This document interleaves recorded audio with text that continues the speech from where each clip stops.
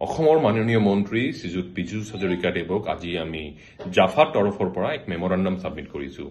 আপোনালোকে ইতিমধ্যে সোশ্যাল মিডিয়াত বা নিজৰ টিভিৰ পৰ্দাত দেখিছে আৰু এই মেমৰেণ্ডাম আছিল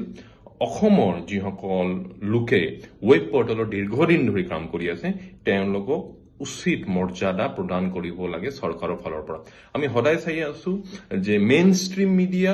আৰু ৱেব পৰ্টেলক এটা বেলেগ বেলেগ চকুদি দেখা হয় এটো কিন্তু আমি ভাবো চৰকাৰৰ নীতিৰ অভাৱৰ কাৰণে এটো বস্তু অসমত হৈ আছে আৰু তাৰ বাবে আমি আজি জাফা তৰফৰ পৰা এটো আহ্বান জনাইছো এটো অনুৰোধ জনাইছো চৰকাৰক যে ইতিমধ্যে আপোনালোকে উল্লেখ কৰিছিল বহুদিন আগত যে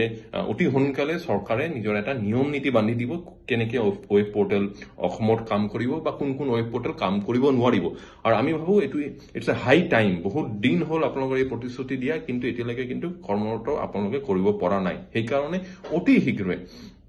কিয়নো নিৰ্বাচন আহি আছে 2026 তাৰ আগতে কিন্তু এটা নিয়মাৱলী এটা গাইডলাইনছ প্ৰপাৰ গাইডলাইনছ এটা বনাই দিলে যিসকল ব্যক্তিয়ে যিসকল হাউজে ৱেব পৰ্টেলৰ লগত জড়িত তেওঁলোকৰ কৰ্ম কৰাতে বহুত সুবিধা হ'ব আৰু আমি ভাবো যে জাফা তৰফৰ পৰা এটাই আহ্বান জাৰ্নেলিষ্ট এছ'চিয়েশ্যন ফৰ আসামৰ তৰফৰ পৰা যে আপোনালোকে স্থিতিটো কিন্তু অতি সোনকালে যদি দাঙি তোলে আমাৰ সংগঠনৰ ওচৰত বা আন যিকেইটা সংগঠন আছে তেনেহ'লে অসমৰ যে সাংবাদিকতাৰ যেটো এনভায়ৰনমেন্ট আছে এই এনভায়ৰনমেন্টটো আৰু অলপ বেছি ধুনীয়া হ'ব আৰু সকলোৱে মিলি কাম কৰাত সুবিধা হ'ব যেন আমাৰ অনুভৱ হয় फरायसाफोरनि थाखाय मोनसे फोसावथाय सोलोंथाय बोसोर 2025-26 नि फरायसाफोरनि थाखाय गोदानै मुं थिसननाया दासान्दि साफागुरिनि डन बस्क' सिनियर सेकेन्डारि स्कुलाव सोलिगासिनो डन बस्क' सिनियर सेकेन्डारि स्कुलाव आर्ट्स साइन्स आरो कमार्स स्ट्रीमनि थाखाय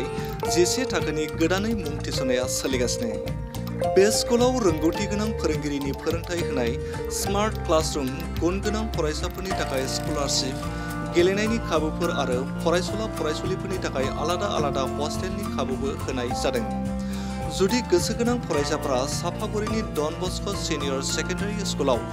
गोदानै मुं थिसनोब्ला नैबे मबाइल नम्बर 9655519559 नङाब्ला 7086117662 आव थोंजोङै फोनांजाब खालामनो हागोन